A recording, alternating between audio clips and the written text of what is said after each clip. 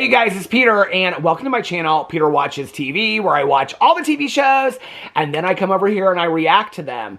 And today we're going to talk about last week's episode of Life After Lockup, the follow-up to Love After Lockup. This is Season 6, Episode 3 of Life After Lockup. But if you're watching the show, it's something like Episode 14 or 15 or 16. It doesn't matter. It's Life After Lockup. Okay, so for those of you that do not know, there's the original, the OG, Love After Lockup. Okay, then there's Life After Lockup, which is people from... Well, then there's also Love During Lockup, which is people that are dating people that are currently incarcerated, okay? Life After Lockup is people that are from Love After Lockup and people that are couples that are also from Love During Lockup. Now it's like later, like what's going on with them. So it's like different couples from different seasons, okay? And this season, it was a little boring, but this last episode, it really, really got good. Now, one of the things I want to tell you, if you're watching this, if you've made it this far, and you're like, because a lot of people comment on my videos about reality shows like Sister Wives, Welcome to Plathville, Love After Lockup, and they're like, I don't watch this show, but I love your reactions. Well, thank you. I appreciate that. That means so much to me. That I'm more fun than the actual TV show. I think that's kind of cool. But I will say, if you're thinking about going in and you're thinking about watching Life After, like you've watched a couple of my reviews and you're like, okay, I think I'm going to go in, I'm going to watch this. Life After Lockup Season 6 so far is not so far into it that you can't catch up. This was, the 4th episode is coming out tomorrow. It's tomorrow, Friday. It's coming out tomorrow on Friday, the 4th episode. They're an hour long. They're real easy to binge. And once you start them, you will not be able to stop, number one. Number two, this season of Life After Lockup is like 3 couples from the last season of Love After Lockup, 2 couples from this previous season, and I think 2 couples from the previous season. So they kind of tell the backstories when you're watching it, so you don't have to have watched the previous seasons to understand the storylines. Like, they explain the storyline. So if you've never watched another episode, it helps if you've watched the previous seasons of Love After Lockup. But like some of the couples that are on this season of Life After Lockup, I've never seen them before. Like there's 2 couples, that I have never seen before. Troy and Zariah, like I don't know them. I haven't watched them on a previous season. Michael and Justine, I think I watched on Love After Lockup, but I think they've been on another season. There's two couples that I haven't, it's Troy and Zariah and another couple. And the other couple, oh, no, they weren't on this episode. So this is the other thing that, it's Bianca and Daniel. They're the other couple that I don't know. The other thing that Life After Lockup and Love After Lockup does too, is like, they'll have 1 or 2 couples that there's a lot going on with. Like, for example, this episode ended with JK and Brooke, and this, like, major thing happening at the end of it. So I know they will not be on the next episode. Because what Life After Lockup and Love After Lockup makes you do is, they make you wait an entire episode. Like, the gay couple from last season of Love After Lockup, they were so toxic that they would only be on every other episode. Because they carried the season. Well, the first episode, Kiana DeMondrick, who is her fiance, and his ex, Joelia, they were getting into it. And the very end of the episode, Kiana is at work. She's a barber. She was at work and she got a phone call about something that happened. And that's how the episode ended. Well, I knew that last week's episode or the week before because that's how the episode ended. So they weren't going to have that. So we had to wait an episode. So this last week's episode, we found out what happened. It's actually how the episode started. What happened with Joelia and Kiana and DeMondrick. So you kind of have to wait it out. But I'm telling you right now, Life After Lockup, I mean, it is the messiest, besides Bad Girls Club back in the day, which I loved. I think that Life After Lockup, Love During Lockup, I think it is some of the messiest. If you like messy reality TV, it is so fantastic. One of the things I will say is this, is that people, and by people I mean myself and my best friend Nikki, one of my good shitties, Nikki, and my friend Tanya Jean, we are constantly trying to find out what is going on with these people, like if they're still together. I don't think these people should be allowed to be on social media, because now Brooke has started a TikTok. I don't think these people, like last season, Julian had a TikTok. I don't think these people should be able to be on social media while the season is airing, because part of what you want to know is, Are they together, or did they just break up because they're a mess of trouble? Like, I don't think like they should have social media, because it's real easy to look on their Instagram and be like, they haven't posted a picture in 6 months, so they're obviously not together. Then you kind of lose interest in the couples. I don't think like any of these couples should be able to have, it should be built into their contracts that they shouldn't publicly be able to speak about it, which I guess, like my friend Nikki was telling me that she was watching Brooke's TikToks, and Brooke is very careful about what she says as far as her relationship with JK, but you can kind of figure it out from like how recent they posted pictures and all this kind of stuff. I don't think they should be able to be allowed to be, it should be like the RuPaul's Drag Race queens when they're like filming, like they're not active on social media unless they have somebody else running their account. Like, keep it a mystery for us that's watching it on TV. So I have lots of notes, so let's get into the notes. Are y'all ready? Okay. So it starts, like I said, with Kiana. Now, where we left Kiana on episode 1 was that her and Joelia were fighting over Damondrick. Okay, Joelia has 2 sons with Damondrick. Kiana has been dating Damondrick since high school. And he keeps on going back with Joelia and cheating on Kiana. In Love After Lockup last season, Kiana, at the end of it, broke up with Damondrick. Now she's back with Damondrick, okay? And she's pissed at Joelia. One of the things that I do not understand for the life of me is why these two, this is a good example. These 2 women hate each other, but they don't hate the man. The man is the one that is playing these 2 women against each other, and these 2 women are too stupid to see it happening. They hate each other. The women hate each other, and they blame each other, okay? But they're the ones that are getting played by this man, Damondrick. And he's like, I just hate being in the middle of it. Then get out of it. Then pick a woman and get out of it. Quit leading both of these women on. He's the one sleeping and leading both these women on. So the last episode with Kiana, she's at work and she goes in the bathroom. She throws off her mic and she gets some phone call. And you don't know what it's about. So this time it starts with her. Producers are asking her what the phone call is about. She won't talk about the phone call. And I'm done with that too. Listen, if you're going to be on a fucking reality show and the producers ask you a question, you answer the question, okay? You're on a reality show. You don't take the mic off, you film it. It's a reality show, okay? I'm tired of that shit. Or kick them off the show. Say you take your mic off or you refuse to answer a question, you're off the reality show. We got 300 other couples that have been on this show that we can put on here. By the way, while we're at it, I could give a rat's ass about Justine and Michael's $60,000 wedding. Their storyline is boring this season. I don't care about them or their 10 kids. Kick them off the show. Michael and Justine are boring. Their storyline is boring. I am over it. Kick them off the show, okay? If you're not willing to share stuff online and you're not, or on the show, and you're going to take your mic off and you're not going to be willing to be filmed anymore, kick them off the show. It's a reality show. So they keep on asking her, the producer's like, well, what was the phone call about? Well, that's what we were all waiting for this episode, to find out what the phone call was about. Well, she won't share what the phone call is about, okay? So then she goes home and Damondrick's there and she takes Damondrick into the bedroom and she tells Damondrick to take his mic off. She goes, take your mic off, take your mic off, I'm like, okay, so we're not going to find out what happens. Well, we find out what happens. What happens was somebody wrote something ho on Joelia's car and also flattened her tires, okay? Like cut her tires. And Joelia's like, this is the car that I got to take my kids. I understood. I felt bad for Joelia, okay? They insinuate kind of that Joelia did it to her own car because they show in the next scene, Damondrick goes over there to confront her. And the whole time she's got this box cutter in her hand, okay? Well, the producers filmed that to show she's opening a box, but the whole time she's got this box cutter. There's no way you can watch it and not think to yourself, does she have this box cutter because she ripped up her own tires? Like, that's what they want you to think. Many times on Love After Lockup, they want you to hate one of the women and not one of the other women is what they want you to do. And they really want you to hate Joelia on this show. And I kind of be honest with you, I kind of feel bad for Joelia. I feel bad for both of the women because they're both getting played by Damondrick. And he acts like he's not doing anything wrong. So Joelia has filed a police report against Kiana, okay? Because she believes that Kiana is the one that wrote the stuff on the car. And she also flattened her tires. Well, they keep on asking Kiana, did you do it? Did you do it? Did you do it? Kiana won't answer it. Supposedly, and at one point Damondrick says, well, she's got a pending case, so she can't say anything. Well, you can say I didn't do it. You can say that. That's not going to hurt your case to say I didn't do it, but she won't even say that. She finally does come out at the end of the episode. Damondrick says, did you do it or did you not?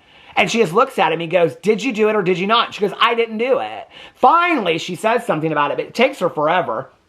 And then, that dumb hoe was what was written on her back window and flattened her tires. Joelia said she was going to beat her ass, but she didn't want to retaliate because they're grown adults. She didn't want to take it there, so she just went and filed a police report. I actually thought that was kind of a mature response. Until Kiana and Damondrick are talking about it later, and Damondrick's like, well, if you catch a charge, because he's living with Kiana, he's like, if you catch a charge, I can't live with you anymore on parole, because he can't live with somebody that has a charge on them, right? So is this Joelia's way of getting Damondrick to not be able to live with Kiana, okay? Furthermore, if it comes out that Damondrick supposedly had anything to do with this, or he was involved in it at all, it could send Damondrick back to prison. So basically, Damondrick and Kiana come up with, did Joelia do this herself? Because it's kind of like, if I can't have him, no woman can. Okay, and I'm going to send his ass back to prison, and I'm going to put her in jail too. So you don't really know, right? But Kiana was still on answering questions at the beginning, and Damondrick is just leading both of these women on. It makes me sad for both of them. Then we get to Brooke and JK. Now, Brooke and JK are the stars of the season, okay? Brooke reminds me of some gals that I was friends with in high school, okay? Brooke, if you're out there, and I know you're probably not watching this, but girl, I know there's quite an age difference, but if we were friends in high school, baby, we would have rolled dirty, okay? You have got, at what point, what does she say about this Bonnie gal? She says about this Bonnie gal something about, what does she say? It was so funny. She says, what does she say to this Bonnie girl? It was so funny. She says, she kicked her out of her house because she got a fat ass mouth. I was like, girl, not a fat ass mouth. This Brooke, okay, constantly talking about what a great mother she is. When her mom takes care of her kids, she don't ever spend no time with them kids, okay?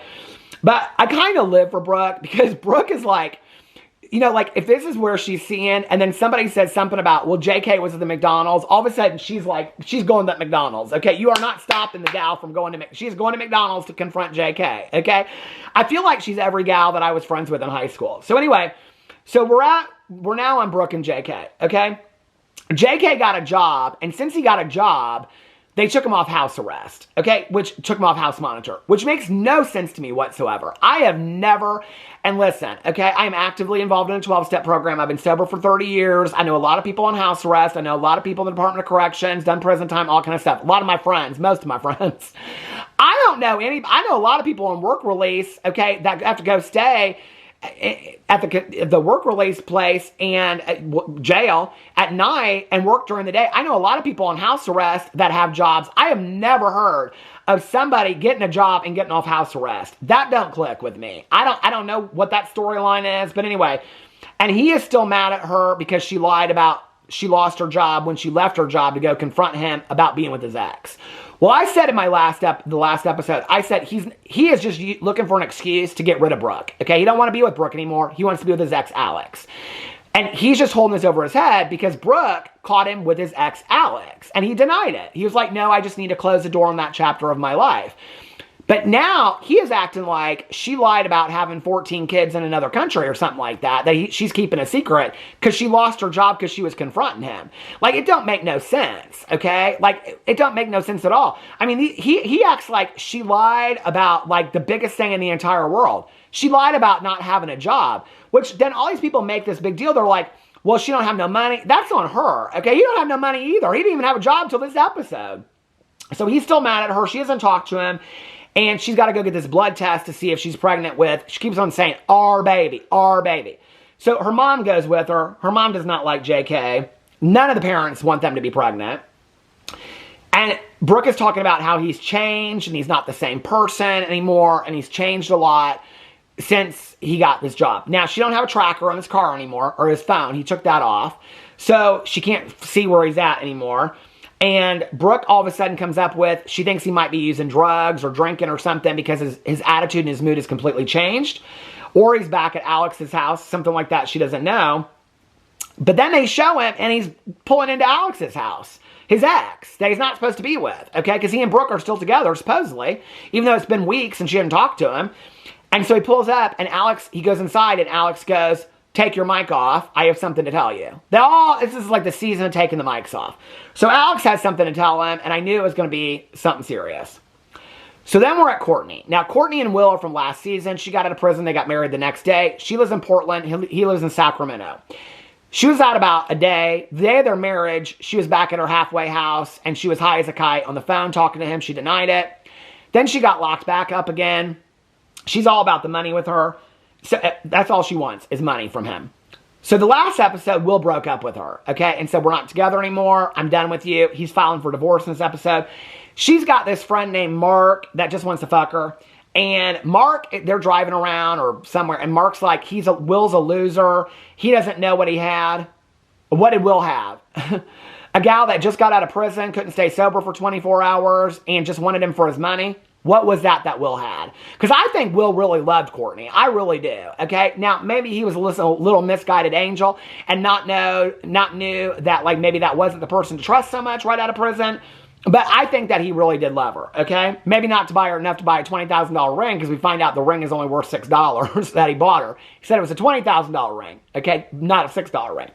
But anyway, Mark says that Mark's the guy that says that they fucked, and she says they didn't fuck, but Mark gives her a lot of money. You do the math, okay? Mark says that she should just move in with him. And she's like, I don't know. I'm like, this dude is so shady. This guy just wants to fuck her so bad. And he says, now that the producers ask him, and he goes, now that she's single, I really see a future for us. Okay.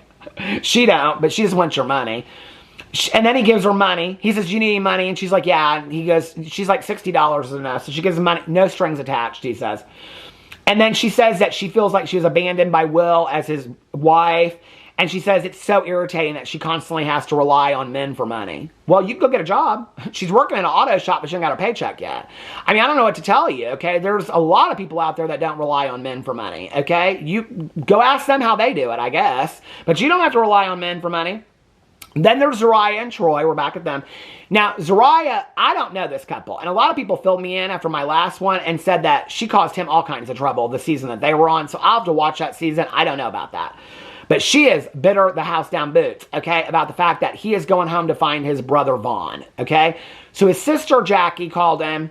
His mom's high as a kite all the time, always smoking blunts. And he's going back to Buffalo, I think, to find his brother Vaughn, because he's had an older brother that died. He was shot, and so he's worried that his brother Vaughn is out in the streets, and so he's got to find his brother Vaughn, okay? So Zariah says that she doesn't feel like a wife. She feels like a girlfriend, and he's going to Buffalo to find his brother. He goes and sees his mom. His mom is so high. The first thing she says with the producer is, she's like, I got some weed if you want to get high. And she's like, he knows I'm high as a kite. And he talks about how she was never really there for him. And she was like, I was there for you when you were growing up. He's like, well, that's not how I remember it. He's like, you got to help me find Vaughn. She's like, it's not my job to find a grown-ass man. This mom, I don't know about her from the past season, but she ain't winning no Mother of the Year award. I'll just say that right now, okay? So then he says that he feels like he's caught between his mom and his wife, Zariah. And then he leaves to go find his brother Vaughn because his mom has no interest in finding her son whatsoever. And then she tells him that she's going to the bar to have a cocktail. And she goes, later. That was how that one ended. Then we're with Justine and Michael. They are still fighting over this wedding. I am so bored with Justine and Michael. They are so boring. He talks about how he feels real bad because of the last episode, he told her that she needs to work out her shit with her mom. And he feels like he peeled off a Band-Aid. I actually think, and I did watch their season because that's when she and the mom got into a fight and she threw her DNA test at the baby shower and stuff like that. She and her mom have a toxic relationship. I don't think it's unfair for, in the context of their relationship, her husband to say to her, I think you need to work things out with your mom because it's affecting our relationship. I don't think it's that unfair. The way that he said it was not nice, okay? But I think that's a fair statement for a husband to say. I mean, you know, my husband and I have lots of conversations about shit we need to work out in our life. I think it's a fair conversation. And then he's teaching his daughter how to drive and how to park. And they're talking about when he was in prison and how that was so hard for her. And she's only lived with them for a year. That girl kind of breaks my heart a little bit. She's so sweet. She got into a fight. And so they're all worried about how she's going to go to prison because she got in some fight at school or something like that. Now we're back at Keon and Demondrick, and they're fighting. The producers are coming in. He's like, enter at your own risk. She's not doing well today. And he's going over to Joelia's to find out what's going on with her. They talk about how the fact that what happened and that Joelia filed these charges. And this is when they talk about, like, if she gets arrested, then Damondrick can't live with Kiana anymore. And that he could go back to jail if they think that he had anything to do with it. That's when Kiana, she finally says, I didn't do it. She finally says it, but like he basically has to push it out of her that she did it. They're picking up the trash right now. That's what you hear in the background. Just like I'm kind of taking out the trash, so are they. So Kiana finally gets in his face. She's like, I didn't do it. Okay. So then he goes over to Joelia's, and they think that she just wants to separate them, which she probably does. She's wanted to in 2 seasons, so I don't know why this season would be any different. He questions Joelia about filing the police report. The whole time she's playing these box cutters, it's like the producers are insinuating that she cut her own tires kind of thing. He says if he gives her the $600 for her tires getting repaired, will she drop the charges? And she says, show me the money and we'll talk about it. He goes, you promised me. It's this back and forth bullshit that they go through. And I don't blame her. She's like, I'm not going to promise you that. And she explains to him, she's like, you're always taking Kiana's side, but I'm raising your 2 kids and I got to do what's best for me. I don't blame Joelia. Like this season, they are really humanizing Joelia. I don't know that we've really ever got to see, because last season we just saw Joelia trying to split them up. But she is the mother of his 2 kids. I mean, like, let's not forget that, right? So, the last episode, Joelia did not want Kiana coming to her kid's birthday party, that her kid's with Damondrick. So, as he leaves, they get into it, and she says, don't bring her to the kid's birthday party. And he goes, oh, she'll be there. I'm bringing her there. So, then we go back to Brooke and JK. JK's leaving Alex's house. Brooke is leaving a doctor's appointment. She tries to get on the phone with him. He won't answer the phone. Then she goes home and to her house. Her mom drops her off, and Bonnie is leaving. Now, Bonnie, I kind of live for Bonnie, okay? Bonnie's the one with the fat ass mouth. That's what Brooke said, okay? Bonnie's the friend that was in the restaurant, and she was living with Brooke, but not paying no bills, okay? Brooke was doing her a favor by letting her live there. We've all had that friend, right? And as soon as Brooke tells Bonnie that she ain't been working, and then Brooke leaves, Bonnie gets on the phone and tells JK. Okay, that's what started this whole fight between JK and Brooke. So Bonnie is the reason, well, I mean, Brooke's really the reason she lost a job, but Bonnie is the reason why JK now has the excuse to be pissed off at JK. Or at Brooke. What I really think it is that I think Bonnie want to fuck JK. Okay, I think all these girls, can somebody on this show explain to me why anybody wants to fuck JK? I do not understand what this man has. He must have a dick of gold. I don't get it. But I don't know why anybody wants to fuck this man. Okay, he is living with his mother and sleeping in a room with his mother's roommate and having sex in a bed with a CPAP machine. Okay, I don't know why anybody wants to fuck this man. I do not understand it. Okay, that's all I'll say. This man does not have any traits that makes him fuckable to me whatsoever. Okay. But all these women, I think Bonnie wants to fuck him. I think she probably has been fucking him. And that's why she's telling him all of Brooke's secrets. Okay. So Bonnie's moving her flat screen TV out of Brooke's trailer. And Brooke's like, about time she got her shit out of my house. It's been days now. I kicked her out. Anyway, so she goes up there and then she says she kicked her out because she's got a fat ass mouth. Because she's the one that told JK about her not having a job. And then, so she confronts her about it when they're out there in front of the car. And Bonnie says, I didn't feel like I'm obligated to keep your secrets. And Brooke turns around and says, well, I don't feel like I was obligated to let you live in my house, but I did. And I'm like, oh, okay, girl. I see you there. And then they're getting into a fight in the middle of the yard. Not like a physical fight, but I kind of would have lived for that a little bit. I don't promote violence at all, okay? Unless it's on a reality TV show, and then I kind of live for it. But anyway, so Bonnie says she is tired of being in the middle of both of them, and she don't want to be in the middle. I'm like, well, then, girl, why'd you put yourself in the middle of it? Bonnie, you put yourself in the middle of it. You didn't have to say nothing. You know, Bonnie didn't have to say nothing, but she did. So then she goes, if you only knew. She says she told JK about Brooke not having a job because it was detrimental to their relationship, or some word she uses. Like, he needed to know that. Well, then she goes, if you only knew. And Brooke's like, if I only knew what? She goes, if you only knew. Well, what she tells her is that JK has been sleeping with his ex, Alex, and talking to her since the very beginning of the day one that he got out of prison, okay? And that Alex just found out the day before that she was pregnant and lost her baby with JK. And then she tells Brooke this. This gal, Bonnie, she is the mouth of the South, okay? She is telling everybody's business. And Brooke looks at her and says, and you didn't think I needed to know that? She goes, well, I'm telling you now. I want to tell you face to face. I mean, it is messy, okay? You could tell Brooke's eyes, she was about to lose her mind, okay? So then we're back at Justine and Michael. She don't want to talk on camera. She don't want to talk to him. I'm like, just kick him off. Then they're talking about the wedding. Then they're talking about going to New York to see some of his family. She wants a nice wedding dress. She wants a nice venue. So then he goes, okay, well, I guess we can do all that. So he decides with her, I am so tired of it's boring. They're boring. Now we're back at Will and Courtney. He's going to an attorney for the divorce. He says he's ready to find something real and that Courtney wasn't real. Her friend picks her up, this gal named Mac. They met in prison. They used to get it on and do stuff in prison together, I guess, like sexy time stuff, this gal. And and then Mac gal's like, you just need to be with a woman. And she says, she sings some rap about not having no teeth and having a lot of money or something. I don't know. It was a lot. Anyway. And then she says Courtney wants to go to the pawn shop to sell her fake cheetah coat and her engagement ring because she's only got $50 on her. Which I'm like, didn't Mark just give you $60 yesterday? Like, how are you going through money so fast? I am so confused about it.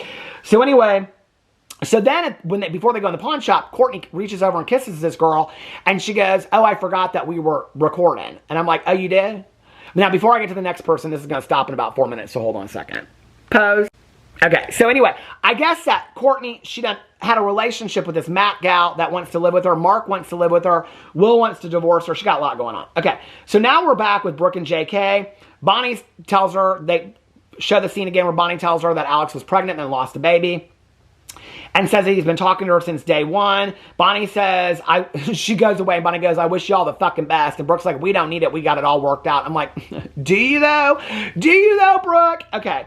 Then we're back, and Troy is taking his brother and his sister Jackie to their brother's gravesite. It's this very sad scene. It made me real sad to watch. I kind of like that Troy guy. Should I like him? I don't know him from previous seasons, but he seems like a nice guy. Then we're back to Courtney. She goes to the pawn shop. She wants $20,000 for this ring. It's 2 carats. She says that's $10,000 a carat. So she wants $20,000. The woman tests the ring, and she's like, I wouldn't sell this ring for more than $6. She goes, it's fake. She tests the ring. It's a fake diamond. So then she feels betrayed by Will because he bought her this fake ring. Okay, which I know this comes up later because he's coming to Portland to serve her with divorce papers. And so the producers get him sitting side by side, and she brings up the ring because they've shown it in trailers. She is so done. Courtney is so done at this point. I mean, she's like, I think I might buy me a new car with this $20,000. I mean, she's got that money spent before she even went into the pawn shop. Okay. The woman says she could probably sell it for $6. She's like, well, do you want the coat? This cheap-ass cheetah coat that she bought in some thrift store on the sidewalk next to like an old Denny's or something like that. And she's like, the woman at the pawn shop's like, no, I don't want that baby cheetah coat and I don't need that $6 ring. And she's like, so you don't need anything from... Courtney's kind of sad. It's kind of sad. Courtney's like, so you don't need anything from me? And she's like, no, I don't need anything from you. So then she leaves her Mac friend inside the pawn shop. She goes, let me go outside for a second. So she calls her mom.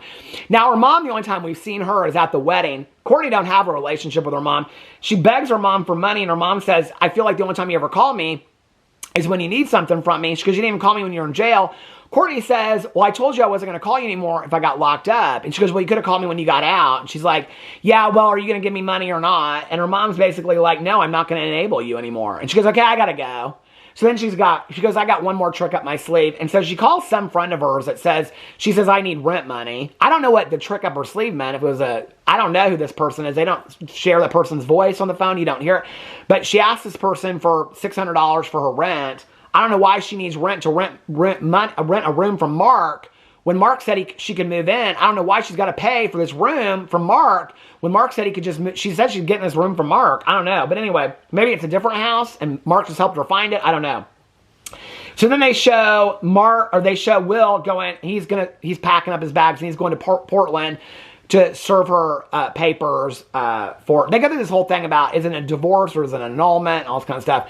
And then he's just going to do the divorce himself and not pay the $5,000 retainer for the attorney. I don't think that was a smart move. I think he should have paid the $5,000 for the attorney and let the attorney do all of it. Because he's like, if she runs and you can't serve her with papers, you're screwed.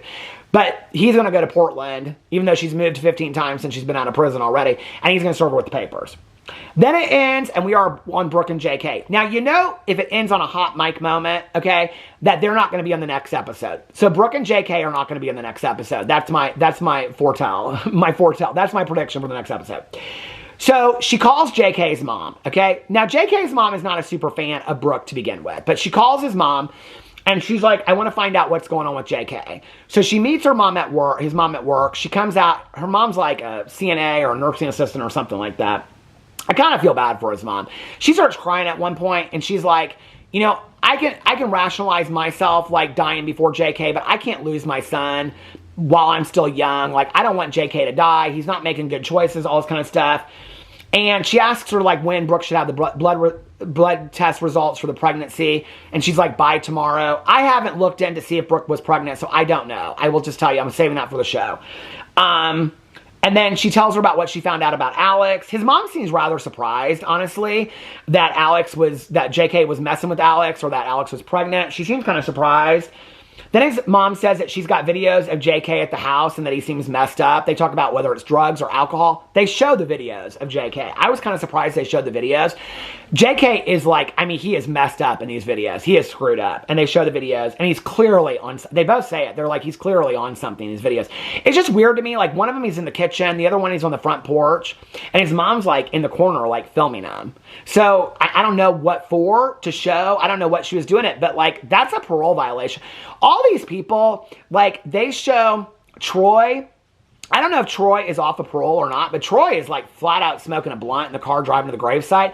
All these people right out of prison are smoking weed, using drugs, drinking. Those are all parole violations. Most of them have drug-related charges, so I know those are parole violations. I don't know how they get away with it on a TV show, unless it airs after they're off of parole, but those are parole violations. Some of these people are on parole for years, so I don't know how it doesn't violate their parole. Anyway, they show the videos of him being messed up, and his mom said she's afraid of losing him. She's like, mentally as a mom, it's tearing her up. It's a really hard scene to watch, because in that moment, like, Brooke is a mother, and so you see Brooke as a mother, and his mom as a mother, kind of like, because she even says to Brooke, like, you get it as a mom, right? Like, you wouldn't want this to happen to your kids. And his mom tells Brooke that she needs just to call Alex, and they need to work it out. The two women need to talk about it and get their stories straight. And so they show Brooke driving off, and she's like, I sent a message to Alex, and she's like, and I'll be talking to that bitch later today. So they're going to talk, and that never fares well. We saw that last season. I can't remember what the two women's names were, the one from Atlanta and the other one from New York, and they met up and confronted each other. It never goes well. Like I said at the beginning of this, the women always want to blame each other instead of the man. Like, Brooke and Alex need to be having a conversation about how JK is fucking him over and how they're both being lied to by JK instead of coming at each other, you know? But the women always want to come at each other instead of coming after the man. They will give a million excuses to the man.